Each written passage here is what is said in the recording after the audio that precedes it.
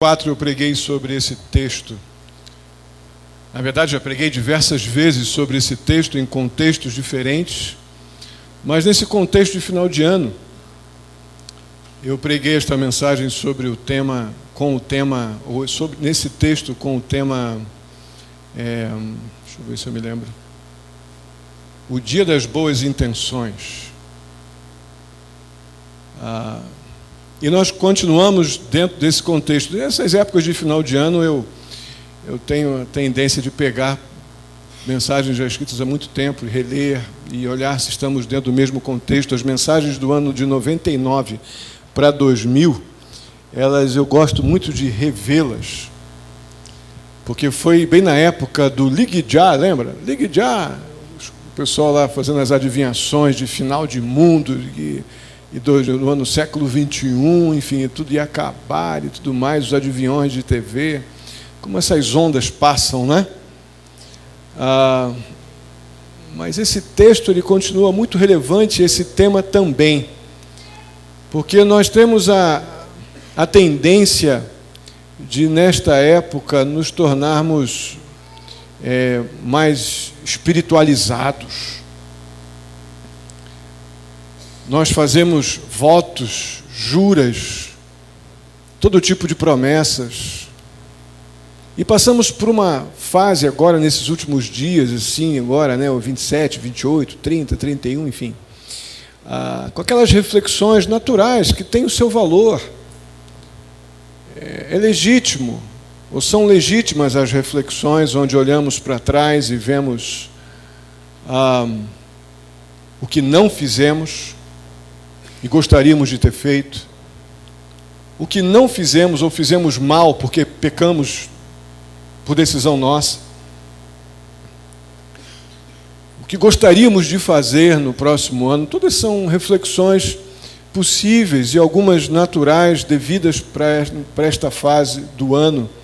Mas esse texto em particular de Hebreus capítulo 4, verso 12, ele tem tantas aplicações. Eu já preguei nesse texto de tantas formas diferentes. Vamos ler juntos? Pois a palavra de Deus é viva e eficaz, e mais afiada que qualquer espada de 2 gumes. Ela penetra até o ponto de dividir alma e espírito, juntas e medulas, e julga os pensamentos e intenções do coração. Talvez, abrindo um parênteses, você pode pensar, será que o pastor desistiu de Gênesis? Não desisti. Retomaremos Gênesis no primeiro domingo de janeiro. Então, domingo que vem, não é isso? Domingo que vem. Estaremos indo para Gênesis 46 e 47. Voltando aqui para o nosso texto,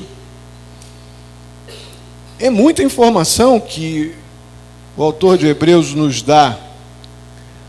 A palavra de Deus, ela é viva e eficaz. A ideia de... Obrigado, meu irmão, estava já sentindo falta dela aqui.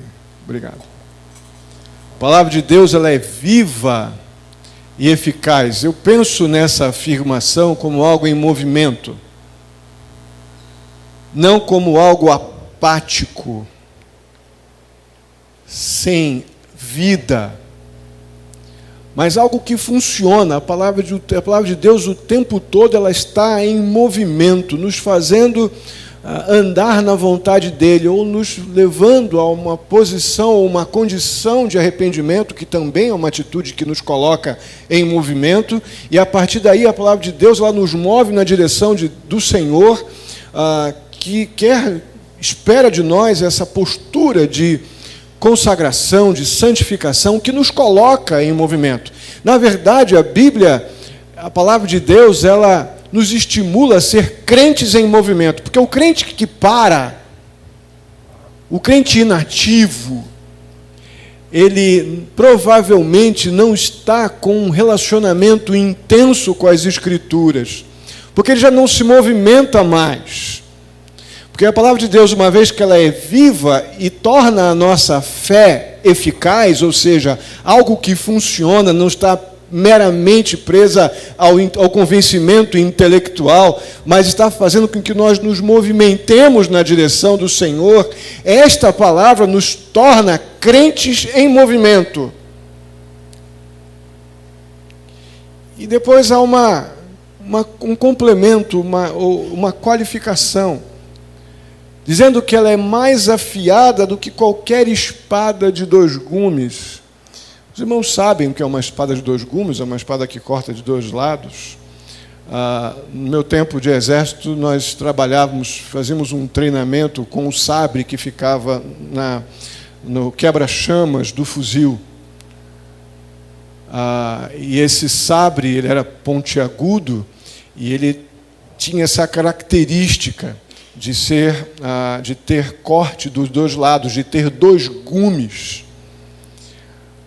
E o objetivo desses 2 gumes era, no momento que ele penetrasse, e não tivesse áreas que ele não abrisse, que ele não cortasse. O objetivo dos 2 gumes do sabre do fuzil é causar dano, causar hemorragia.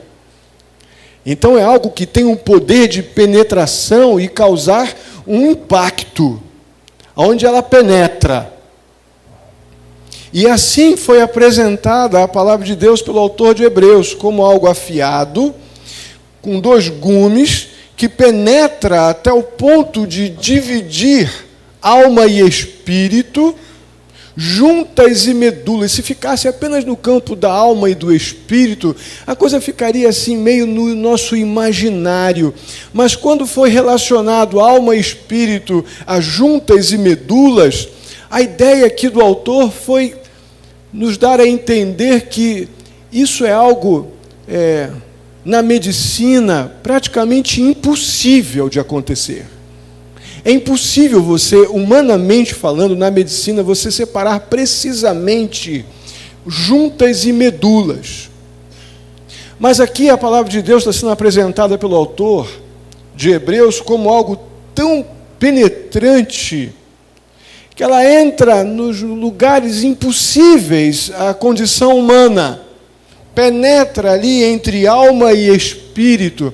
Tudo isso para representar esse poder de alcance, esse poder de penetração, de tornar impossível, o lugar onde a palavra de Deus ela atinge, é impossível não haver ali algum tipo de abalo.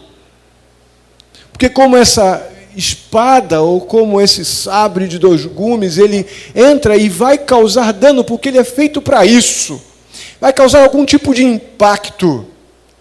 Então a palavra de Deus, onde ela penetrar, ela vai causar algum tipo de impacto, até pelo seu poder de movimento, de causar algum tipo de reação, que não lida meramente com o intelecto, mas lida com alma e espírito, lida com a vontade humana. Este é o poder da palavra de Deus, nos afetar de dentro para fora. E é impossível, uma vez que essa palavra penetrou, ela não causar algum tipo de movimento dentro de mim. A não ser que ela não tenha penetrado, tenha ficado apenas no exterior. Então vem a última parte do verso.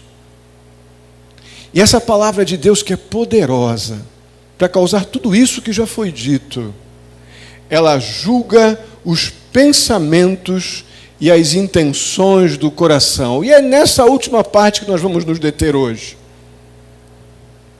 Depois de termos essa rápida noção do alcance, do impacto, do poder de penetração, de transformação que a palavra de Deus faz, onde penetra, agora nós vamos pensar nesta última aplicação. Ela julga os pensamentos e intenções do coração. Irmãos, diante então dessas lembranças que temos nesta época do ano, das coisas que não fizemos, das coisas que fizemos mal, daquilo até mesmo que pretendemos fazer, surge aquele desejo de que a gente no próximo ano faça diferente. Isso é absolutamente natural, não vejo nenhum dano nisso. Mas em relação à vida cristã, alguma coisa que a gente tenha feito mal, Em relação à vida cristã, algo que a gente tenha feito mal feito, ou tenha deixado de fazer, isso precisa nos levar, ou deve significar, a necessidade de reconhecimento de pecado. É a única atitude possível neste momento, apenas ficar desejando ser ou fazer coisas que você não fez na vida cristã, sem a compreensão de que houve algum reconhecimento pecaminoso, meramente querer fazer algo diferente no próximo ano é improvável. Vai ficar apenas naquele bem intencionado desejo de final de ano, mas muito pouco produtivo, muito pouco funcional ou prático. Porque quando a gente reconhece pecado, e é importante isso nesta fase, se tem algo que essa época deve propiciar ao crente, é uma reflexão honesta da sua vida cristã, e sem dúvida alguma fazer planos para com o Senhor. Mas o plano para com o Senhor deve sempre partir do pressuposto de que se eu deixei de ser aquilo que eu deveria ser como crente no Senhor Jesus no ano que passou e quero passar a fazer ou a ser no próximo ano, eu não tenho como passar por este momento aí sem uma confissão de pecados.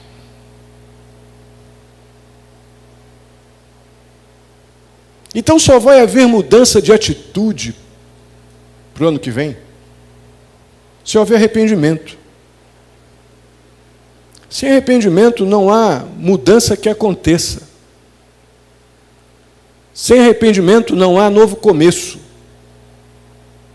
E por mais bonitinha e bem arrumada que sejam as suas propostas para o novo ano, você vai ser apenas mais um numa multidão que gosta de fazer confissões positivas no final do ano, só para trazer um alívio temporário a uma alma aflita.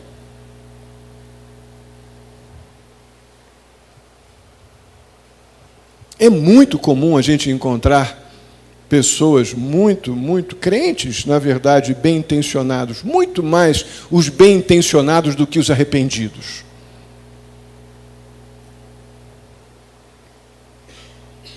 Agora, nós, se queremos de fato fazer e ser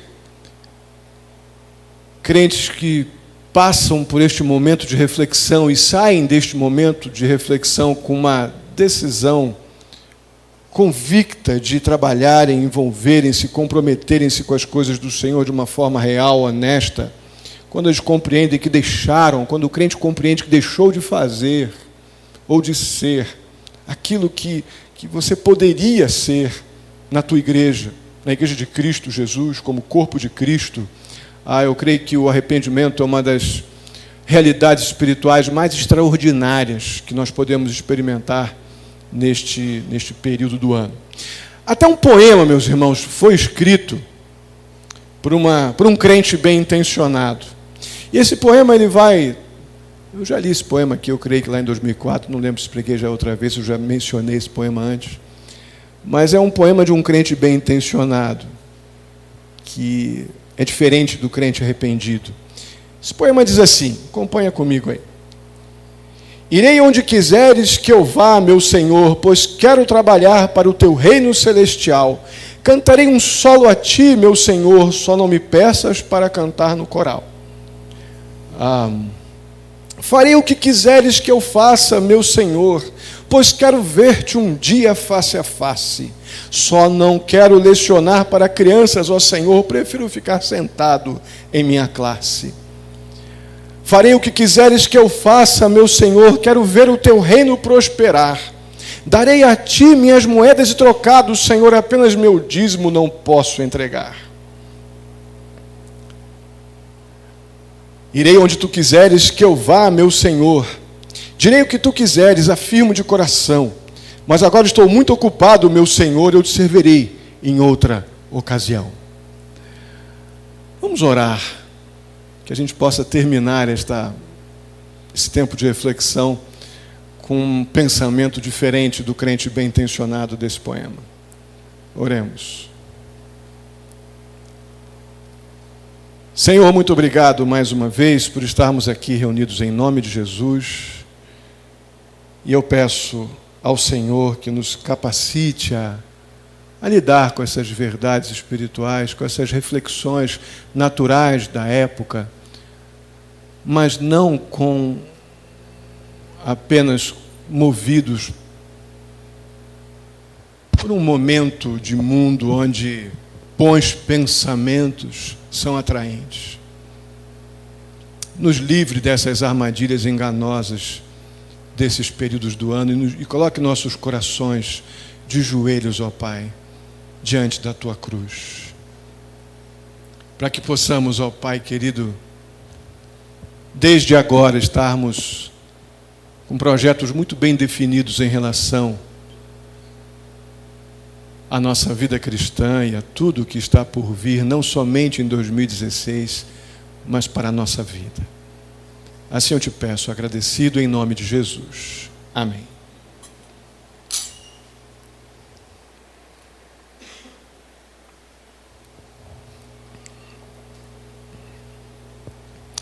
Eu quero acreditar, na verdade eu acredito que o nosso amor e intenções para com a nossa igreja, para com a igreja de Cristo, ela precisa realmente ir além do que esse poema que anunciou. E uma das maneiras de nós demonstrarmos o nosso amor, nosso comprometimento com a igreja de Cristo, é compreendendo a importância dela. Irmãos, uma das coisas difíceis na convivência com a igreja, na verdade, de convivência com qualquer coisa, o pecado é uma coisa muito danosa. As coisas mais gostosas que nós temos, família, bens que a gente luta tanto para adquirir, isso tem valor, coisas que a gente trabalha, se esforça, consegue depois de muito tempo pagar, comprar, enfim. Relacionamentos, nossa vida aqui na igreja, as descobertas, as coisas novas. Nós somos bons de coisas novas. O nosso problema é quando elas não são mais novas. E começam continuam boas, mas são usadas. E a tendência do nosso coração é descartar, ou não tratar mais como deveríamos tratar, não ter mais o mesmo zelo, não ter mais o mesmo nível de apego, seriedade, responsabilidade. E não é diferente com a igreja. Quando nós conhecemos a igreja de Cristo, nós nos deslumbramos. Nós ficamos felizes. Achamos que não pode haver lugar melhor para eu estar. Aí passa o primeiro mês, primeiro semestre, segundo ano, terceiro ano. Se chegar ao quarto ano, você saudável, já estamos no lucro, porque a probabilidade de você já estar só vendo defeito é uma coisa impressionante.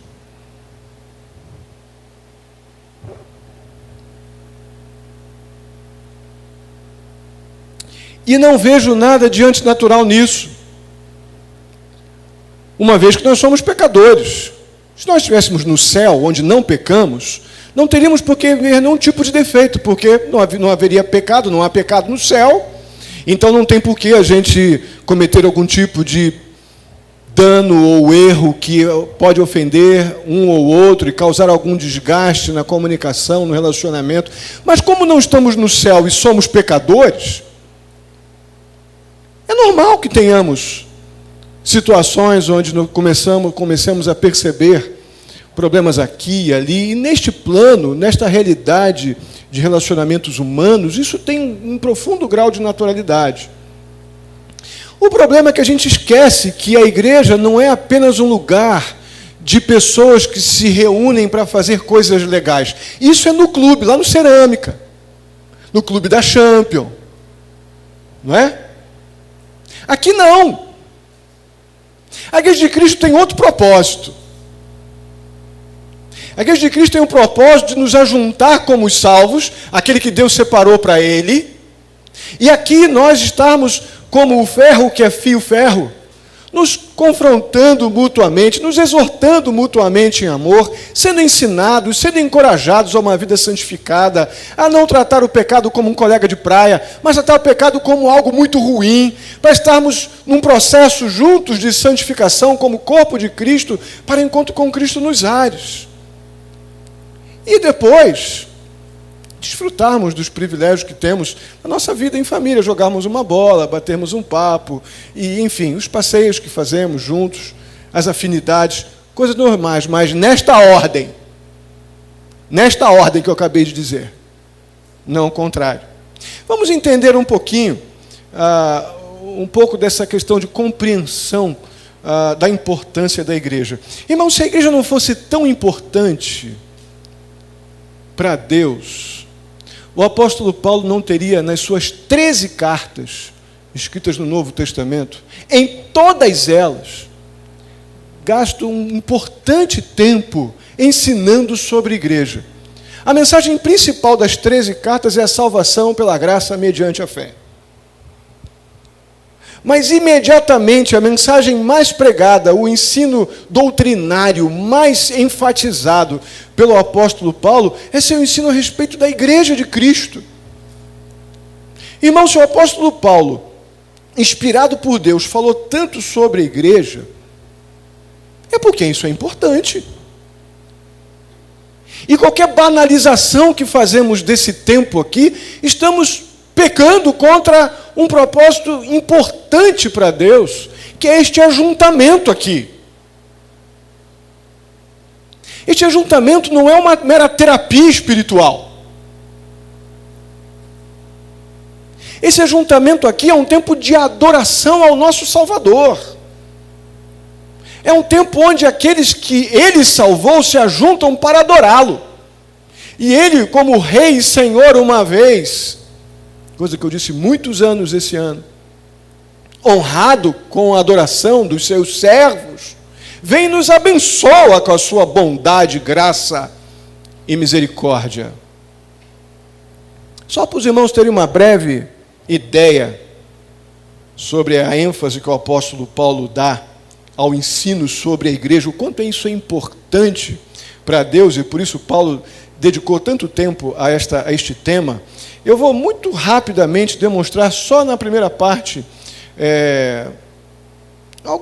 tematicamente, algumas questões que envolvem o ensino do apóstolo Paulo sobre a igreja na carta que ele escreve aos Efésios. Efésios capítulo 1, verso 22, diz que a igreja tem Cristo como cabeça, como Senhor, como aquele o qual nós devemos submissão e reconhecimento de autoridade. Então, o cabeça da igreja não é o pastor. O pastor está debaixo da autoridade do cabeça da igreja, que é Cristo Jesus. E assim o apóstolo Paulo diz em Efésios capítulo 1, verso 22. Depois ele diz no verso 23 do capítulo 1 que a igreja é o corpo de Cristo. Isso é de uma importância doutrinária muito grande. Nós devemos manifestar, apresentar, mostrar ao mundo Cristo através da multiforma, das formas de representarmos ou de testemunharmos de Cristo, de servirmos a Cristo. Como o corpo tem muitos órgãos e membros, nós assim devemos funcionar, tendo Cristo como cabeça e nós como corpo, devemos ser muito úteis, muito servis, e cada um com as suas capacitações. Depois, capítulo 3, verso 10, diz que a igreja deve tornar conhecida a sabedoria de Deus. O testemunho nosso como igreja, fora da igreja, deve revelar a suprema sabedoria do nosso Deus que se revelou a nós nas Escrituras. A igreja é sujeita a Cristo, no capítulo 5, verso 24. Nós devemos submissão a Cristo Jesus, uma vez que Ele é o cabeça.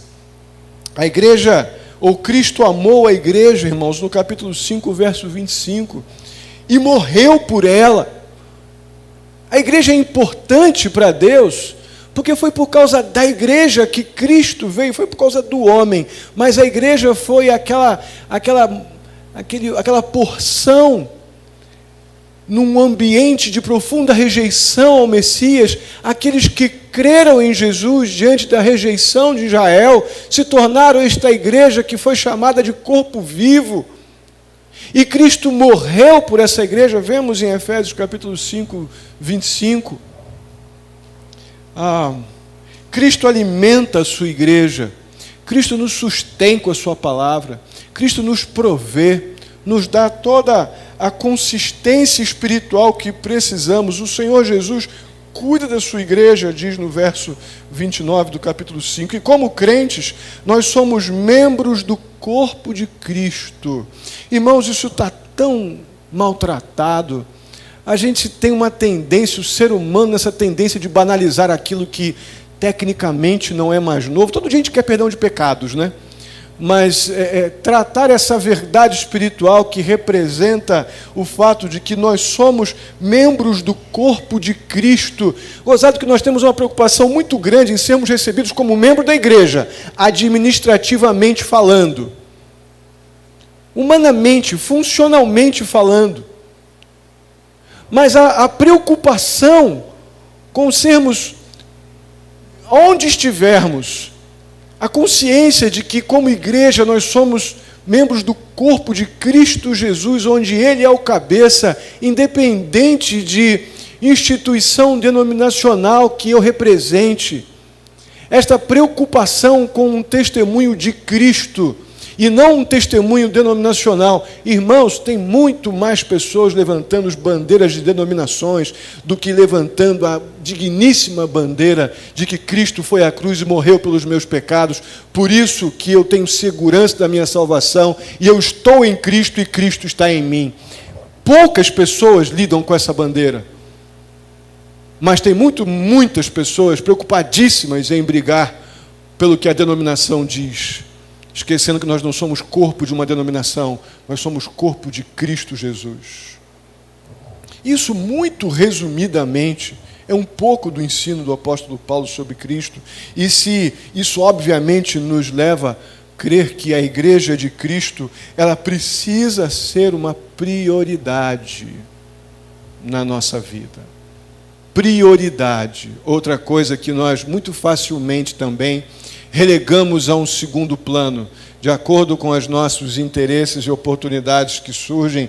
A igreja, como corpo de Cristo, a igreja de Cristo, muito facilmente passa a ser, depois daquele ímpeto inicial, muito facilmente a igreja de Cristo, o nosso comprometimento com a igreja de Cristo se torna algo que vai ser visível se eu não tiver algum compromisso que me interesse mais, se eu não tiver algum tipo de atrativo que me comprometa mais naquele momento. Isso é uma perda de prioridade, isso é uma perda de compreensão do que significa, da importância da igreja de Cristo. Uma outra maneira de não sermos meramente bem intencionados, mas poder demonstrar o nosso amor e o nosso compromisso com a igreja de Cristo Jesus, é entender como uma honra ser membro desse corpo de Cristo. Irmão, todo ser humano pertence a algum tipo de organização. Seja uma organização espiritual, seja uma organização social, que não deixa de ser um tipo de organização espiritual, não deixa de ser um ambiente social também, mas nós estamos envoltos, inseridos num contexto de sociedade, onde temos comprometimentos com todo tipo de organizações e isso está dentro de uma naturalidade, e toda organização ela tem os seus critérios, toda organização. Seja a organização humana, seja a organização igreja, todas as organizações têm critérios, têm regras, têm padrões a serem seguidos por seus membros. Isso é natural, isso é uma questão de ordem. Isso é devido, e o nosso Deus é um Deus de ordem. E sendo crentes no Senhor Jesus, meu irmão, obviamente nós somos membros do corpo de Cristo.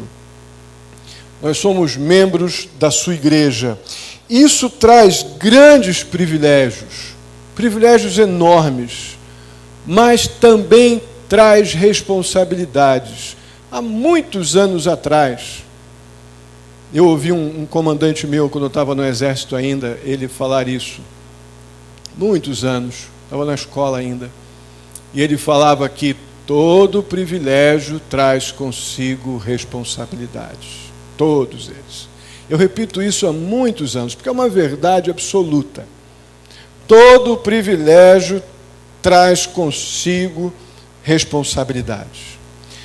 Mas como é mais gostoso, vamos pensar inicialmente nos privilégios de sermos, então, membros desse corpo de Cristo. E lá nos primeiros 13 versículos da carta de Paulo aos Efésios, Paulo vai descrever uma série de bênçãos para aqueles que fazem parte deste corpo de Cristo. O primeiro deles, no verso 4, você foi escolhido antes da fundação do mundo. Sabe lá que coisa extraordinária é essa, irmão? Você não é salvo, ou não será salvo, se não teve um encontro ainda com o Senhor Jesus, porque você é legal. Porque você foi tão bacana, que Deus viu que você peca tão pouco, que você é tão bem intencionado, que Ele não leva em conta teu pecado não, e Jesus morreu na cruz só pelos aqueles pecados bravos, aqueles pecados mais cabeludos, né? Então Deus vai então e salva você. Não, não é nada disso. A Bíblia diz que Deus separou um povo para Ele antes dos tempos eternos. E esse povo que Ele separou, conforme está lá em 2 Timóteo, capítulo 4, verso 13, se eu não me engano, ou verso 6, a confirmar, eu não lembro exatamente. Mas nós fomos separados por Deus antes da fundação do mundo para sermos salvos no momento que Ele quer, que Ele vai nos levar ao encontro com Ele também mediante a sua graça e fé, que também é um dom de Deus. Quer mais privilégios? Privilégio extraordinário, que nós vemos no versículo 5. Você foi adotado como filho. Porque lá em João capítulo 1, versos 8, 9, 10 e 11, você vai ver que até esse momento da adoção, até esse momento de sermos recebidos como filhos, éramos criação de Deus, criados à sua imagem e semelhança. Mas fomos levados à condição de filhos no momento que reconhecemos Jesus como Filho de Deus e que morreu na cruz pelos nossos pecados. E a Bíblia chama isso, o apóstolo Paulo chama isso lá em Efésios capítulo 1, verso 5, de adoção, com todos os direitos filiais. Não foi porque somos legais, não. Foi porque Deus decidiu amar pecadores antes dos tempos eternos. Por isso, nós fomos feitos filhos de Deus. No versículo 7, a Bíblia diz que você foi perdoado de seus pecados, rapaz. Que coisa extraordinária. O que eu tenho de bom? O que eu fiz de bom para ter meus pecados perdoados? O que você é tão bom para que Deus tenha mandado Jesus morrer na cruz para que seus pecados tenham sido perdoados? Faça a sua listinha de bondades aí, veja quantas você encontra para justificar Deus ter enviado Jesus morrer na cruz pelo teu pecado. Acho que vai ser uma listinha muito curta. A nossa lista. Mas a Bíblia nos diz no verso 7 que fomos perdoados de nossos pecados. No verso 11, nós vemos que recebemos uma herança. Fomos conduzidos à condição de filhos, tivemos nossos pecados perdoados e ainda recebemos uma herança, a herança de vida eterna nos céus, de estarmos na eternidade com Deus. A herança de filho. E no versículo 13, fechando com chave de ouro. Isso aqui é um resumo do resumo, né, irmão, dos privilégios, né? Mas nós fomos selados em Cristo Jesus com o Espírito Santo. Eu gosto demais desta mensagem que este versículo aponta. Nós recebemos um selo de garantia. Quando eu faço isso aqui, é porque vem à minha mente o selo real, que era usado nas cartas, nas mensagens, no passado. Era colocado cera derretida no símbolo do selo real do rei, e ele selava as cartas com aquele selo, dando a garantia de propriedade para aquele documento. Então, quando o apóstolo Paulo usa essa ilustração, dizendo que nós fomos selados com o Espírito Santo, Está dizendo, ó, eu te conduzi à salvação, eu separei você antes dos tempos eternos, te levei ao perdão, à compreensão dos seus pecados mediante a obra do Espírito Santo na sua vida. Eu perdoei o teu pecado mandando Jesus morrer na cruz por você, te tornei meu filho, te dei o presente da vida eterna que é a herança, e agora eu selo tudo isso com o meu selo de garantia. Porque se depender de você, você abandona tudo. Mas se depender de mim, eu guardo você. E eu dou a você o meu Espírito para que você seja selado por Ele. Isso é glorioso, irmão. O nome disso é privilégio. Amém? Maravilhoso. Mas vamos pensar um pouquinho em responsabilidades. E a lista de responsabilidades ela é um pouco maior. E é um resumo também. Resuminho mesmo. Nós vemos que devemos andar, capítulo 4, verso 1, devemos viver de modo digno da vocação que fomos chamados. Irmãos, fomos chamados à condição de filhos. Fomos dignamente colocados na posição de servos. Tivemos pecados perdoados por Deus em Cristo Jesus. Recebemos o Espírito Santo de Deus e a garantia do Espírito em nossa vida mediante o selo da vontade de Deus nos garantindo essa habitação. Não é possível que eu seja tão negligente, relaxado com a minha vida espiritual e banalize a realidade de andar, da necessidade de andar de modo digno, de chamado tão glorioso. No verso 2 do capítulo 4, nós somos convidados a ser mansos e humildes, suportando um ao outro. Isso é uma alusão que o apóstolo Paulo está fazendo lá ao Sermão do Monte. É responsabilidade nossa, sim, porque a capacitação para isso nós já temos, já recebemos o Espírito de Deus. Suportar o outro é uma responsabilidade, é fruto de uma decisão, porque a capacitação nós já temos. Nós já temos o amor de Deus demonstrado por nós através de Jesus e desfrutamos deste amor todo dia. Quando pecamos e recebemos perdão de pecados, quando confessamos, nós estamos desfrutando desse amor.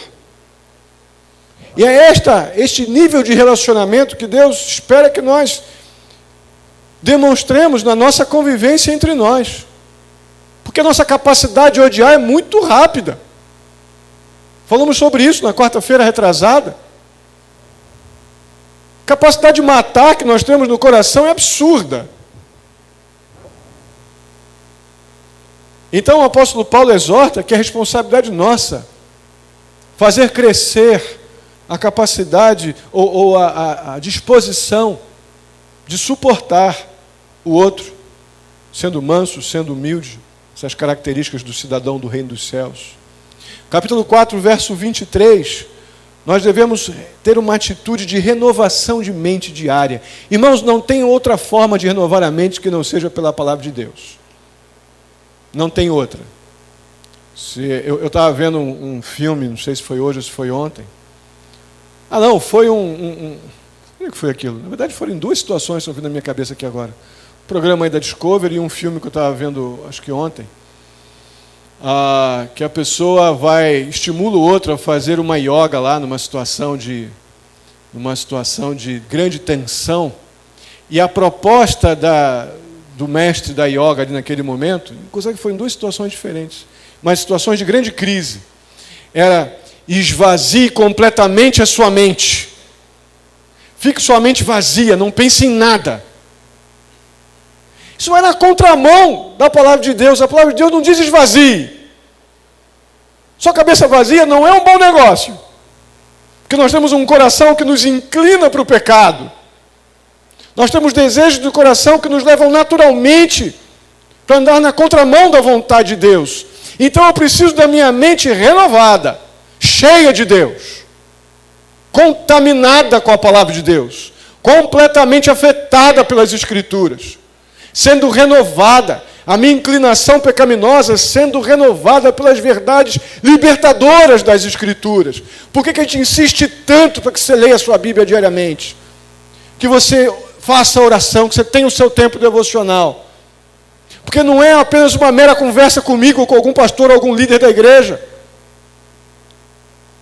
que vai fazer você ser o crente que você precisa ser. O máximo que eu posso fazer é te estimular, te encorajar.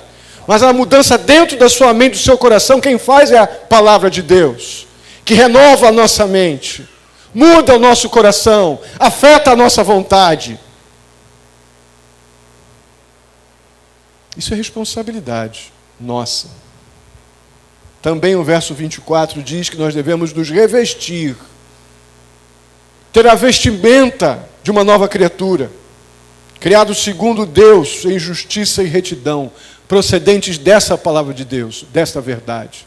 Se a minha mente está renovada com as coisas de Deus, é responsabilidade viver como homem de Deus, viver como uma mulher de Deus. Responsabilidade tua e minha. Ainda no versículo 29, é responsabilidade nossa falar palavras que sirvam para edificar aqueles que estão ouvindo. Irmãos, não abra mão do privilégio que você tem de ser arauto, mensageiro da verdade libertadora da palavra de Deus. Não jogue isso fora por qualquer coisa, não. Nós temos a responsabilidade de falar aquilo que edifica a vida dos outros. No versículo 31, e falar a verdade no verso 25. Onde é que eu estou aqui? Pulei os versículos aqui. Falar a verdade, eu creio que é tão básico, né? Mas é algo que devemos nos preocupar. Como é fácil a gente mentir. Não é mentira não, pastor, é só uma... Não é toda a verdade. É mentira. É a maneira que nós encontramos de deixar de mentir é passando a falar a verdade. É assim que deixamos de mentir. Verso 29. Já falamos, né, sobre falar aquilo que sirva para edificar os outros. E depois no verso 31, CD, nós devemos nos afastar de toda amargura, cólera, ódio, ira, gritaria, blasfêmia, bem como toda malícia. Perceba que nós estamos sendo chamados à responsabilidade. Uma vez que temos o privilégio de termos sido salvos por Deus através de Cristo Jesus, sermos habitados e selados pelo Espírito Santo, agora com essa capacitação espiritual, sobrenatural, algo que vem do céu, vem de Deus, nós temos essas responsabilidades aqui, e uma delas é nos afastar de toda a amargura. Irmãos, como é que você se afasta de alguma coisa? Hein? Pode falar. Como é que você se afasta de alguma coisa? Pode falar. Hein? Se distanciando, fugindo, corre. Quando o apóstolo Paulo diz para Timóteo, foge das paixões da mocidade.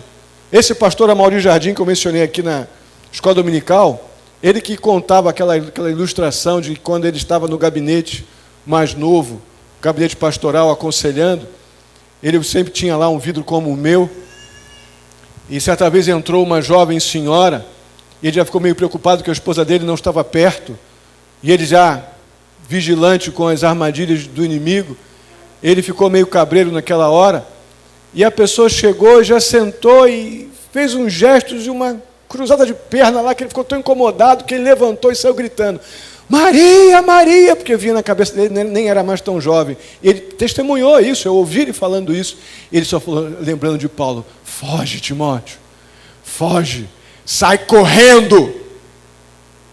Para o mundo isso é covardia, para Deus isso é sabedoria.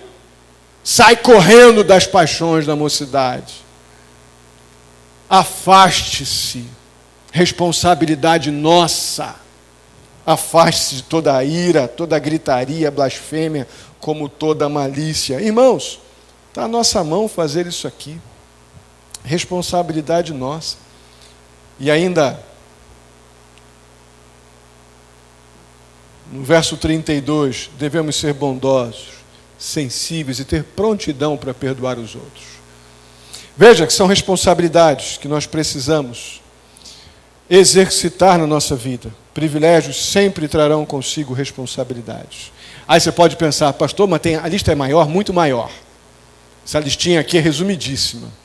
Aí pode estar a coisa no teu coração apertado, mas pastor, eu não tenho cumprido isso aí devidamente não. Os privilégios eu quero todos, mas as responsabilidades, está difícil, nem tudo vai não, Senhor.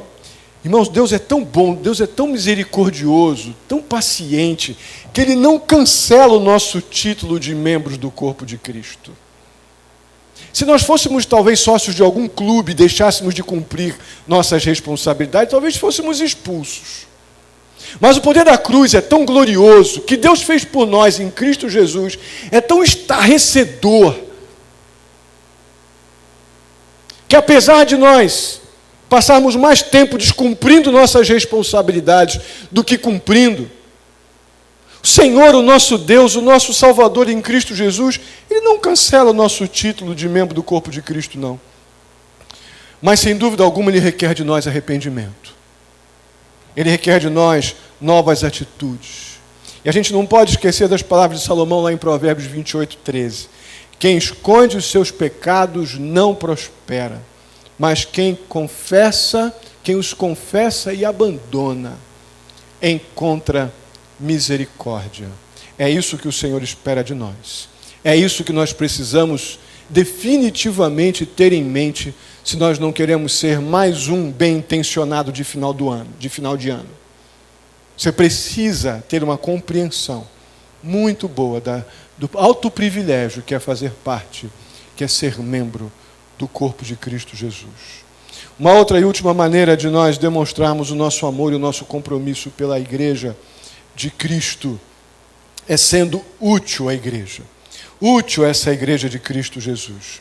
Irmãos, talvez você esteja até tendo uma participação ou tendo uma presença ativa num culto ou no outro, tal.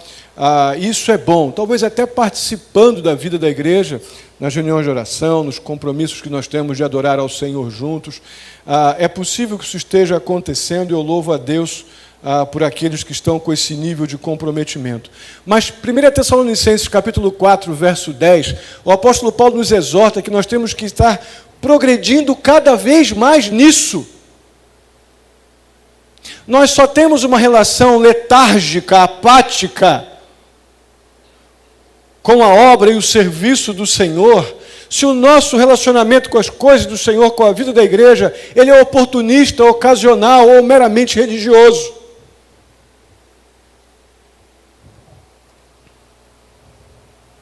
Existem 3 maneiras bem práticas de nós demonstrarmos, então, ou de sermos úteis à igreja de Cristo. A primeira delas é ser constante. Irmãos, a tendência de nós querermos os privilégios e termos uma certa rejeição às responsabilidades é uma coisa impressionante. Seja no trabalho, seja na escola, isso acontece, mas na vida com Deus acontecer isso é um estrago, já que o pecado faz muito grande no nosso coração, porque é meio covarde, é injusto, é cruel com Deus que nos salvou e nos deu e nos dá tanto do seu zelo, do seu cuidado, do perdão de pecados, livramentos, proteção, enfim.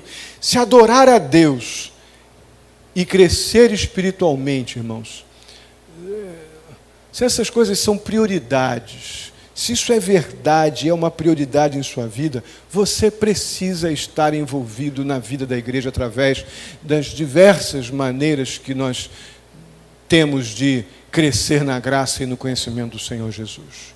Reunião de oração, reunião das mulheres, dos homens, GECOM, reunião de adolescentes, jovens, juniores, escola dominical. Deus tem nos dado tantas oportunidades de crescer. Como é que eu posso afirmar conscientemente, não, eu quero crescer, eu amo a Jesus, eu quero adorar a Deus, tal, e mantermos um compromisso letárgico, apático, nos aproxima demais do poema do crente bem-intencionado. Se adorar a Deus e crescer espiritualmente são prioridades na nossa vida, jamais você e sua família se fartarão, vão estar cheios. Você já teve esse momento? Já fui demais à igreja essa semana, chega, vou dar um tempo. Já teve essa experiência?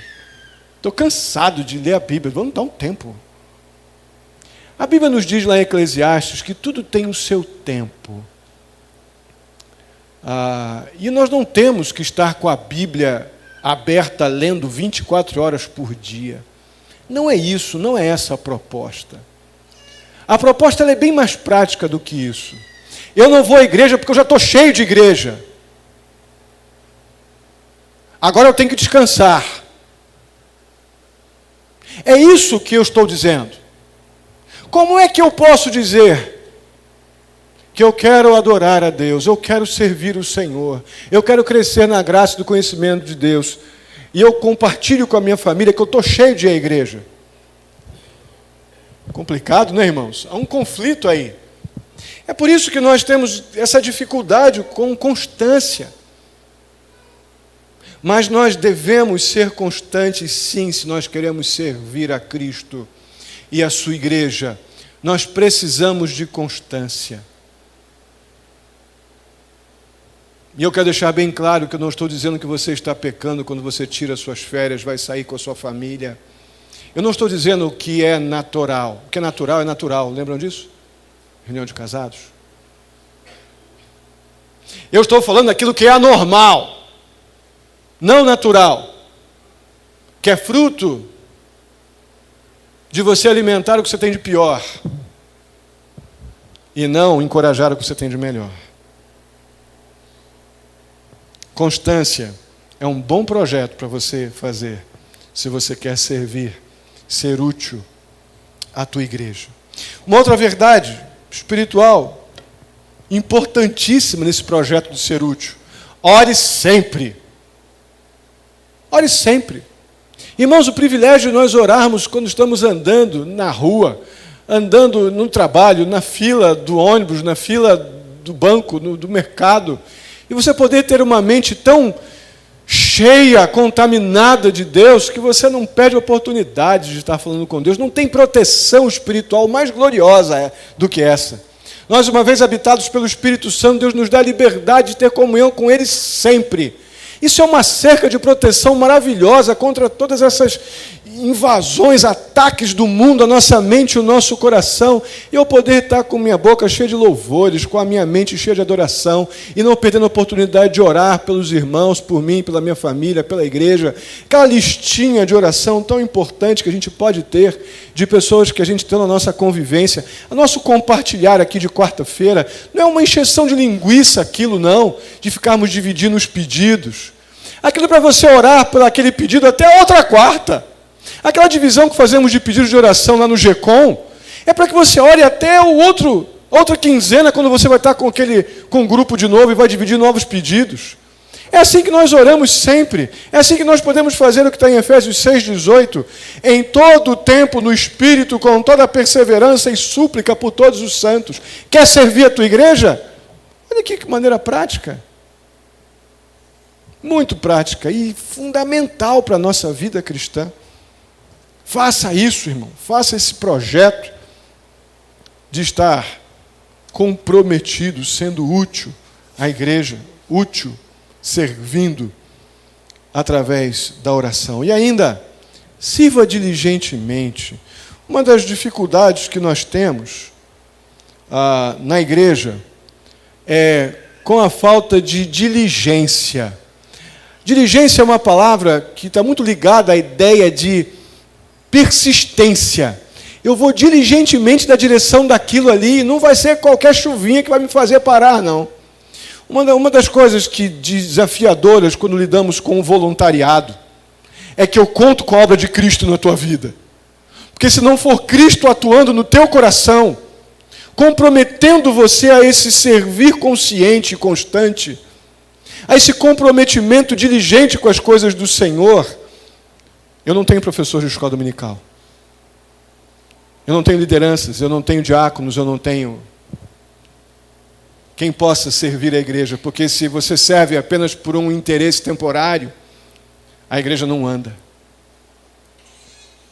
Então esse servir dirigente, eu não tenho a menor dúvida que é fruto da obra do Espírito na tua vida, que nos chama a esse compromisso de servidão. E servir, irmãos, é algo tão prático. Servir uns aos outros, em particular, não requer seminário, não requer escolaridade, não requer treinamento, é apenas você se dar. Você pode começar a servir a tua igreja hoje ainda. Algumas possibilidades bem práticas. Antes de ir embora, arruma os bancos da igreja. Cata os copos plásticos que provavelmente estão espalhados lá embaixo, fora da lixeira. Dá uma olhadinha se as luzes estão apagadas. Você tem habilidades? Você viu um ventilador quebrado? Você viu alguma coisa que não está legal que você pode fazer no horário que você tenha? Venha servir a tua igreja com os seus talentos. Coopera com a limpeza, antes, depois do culto. Não jogando o papel, inclusive, e o copo no chão, em vez de jogar na lixeira. E coisas assim. Quer ver uma coisa muito prática nesse cuidado uns com os outros? Cumprimenta as pessoas. Decida no seu coração não ir embora sem cumprimentar as pessoas ao seu redor, principalmente os que nos visitam. Decida isso no seu coração. Você está servindo intensamente a igreja, o corpo de Cristo e uns aos outros. Como é fácil servir e como nós somos muitas vezes lentos. Essas são apenas algumas pouquíssimas maneiras, mas muito significativas maneiras de demonstrar o nosso comprometimento com a obra de Cristo Jesus. E sair daquele poema, daquele crente esquisito.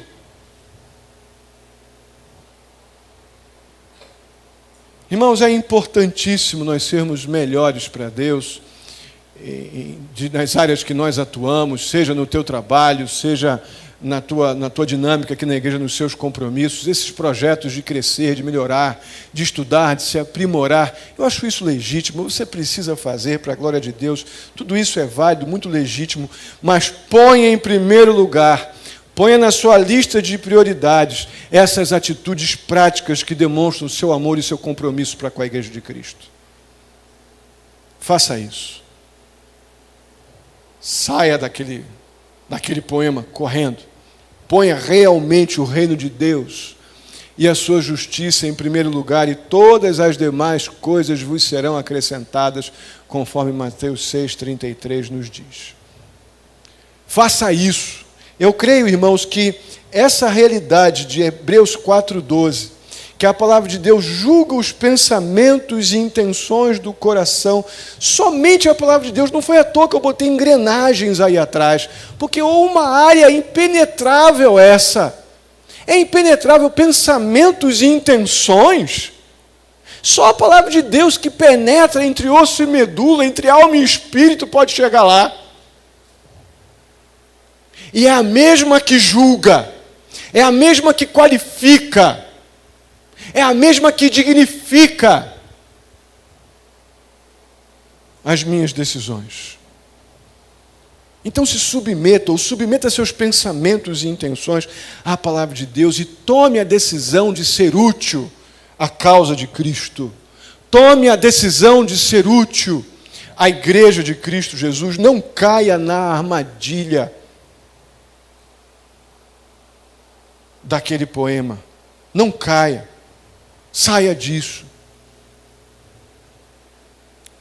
Aquele poema tão facilmente vivido por nós nos afasta fortemente de ser constantes, nos afasta de orar sempre, nos afasta de servir diligentemente ao Senhor. Meu amado irmão, hoje, nas vésperas de fazermos na quinta-feira, todo tipo de votos, entre aspas, bem grandes. Eu quero que você reflita. Reflita bem. Nós recebemos hoje os recursos que nós precisamos para que nossos pensamentos e intenções uma vez julgados pela palavra de Deus, sejam também aprovados pela palavra de Deus. Você recebeu os recursos que você precisa para colocar tudo isso à luz das Escrituras, da palavra inerrante e infalível do Senhor. E somente ela pode julgar, te fazer, na verdade, compreender o que é legítimo das suas intenções. Penetrar lá onde ninguém penetra. E que você faça muito bom uso de cada um desses recursos que você recebeu nesta noite. Amém? Vamos ficar de pé, vamos orar.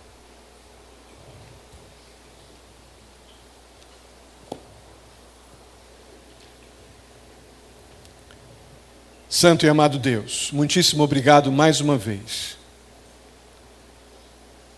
pela oportunidade que temos, ó Pai, de não sermos mais um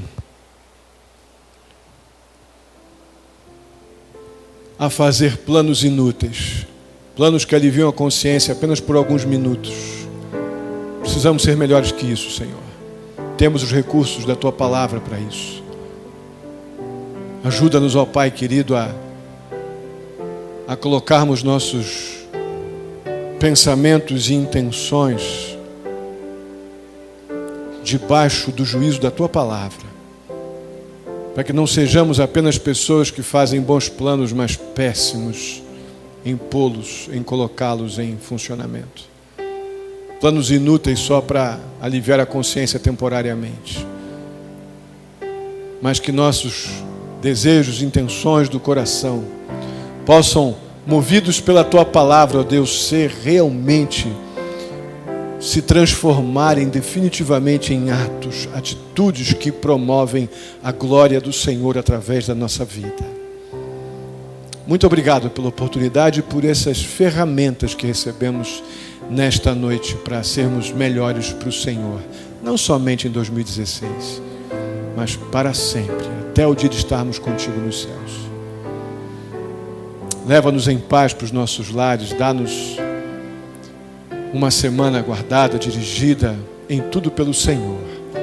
Muito obrigado pela vida de cada um aqui, ó Pai, assim eu te peço e agradeço, no nome santo de Jesus. Que a graça do nosso Senhor e Salvador Jesus Cristo, o amor de Deus, nosso amado Pai, a comunhão e a consolação do Espírito Santo esteja sobre a vida de cada um de vós, queridos e amados irmãos, hoje e para sempre. Amém. Deus os abençoe. Podem sentar. Estarei à porta para cumprimentá-los. Tenha seu tempo de oração.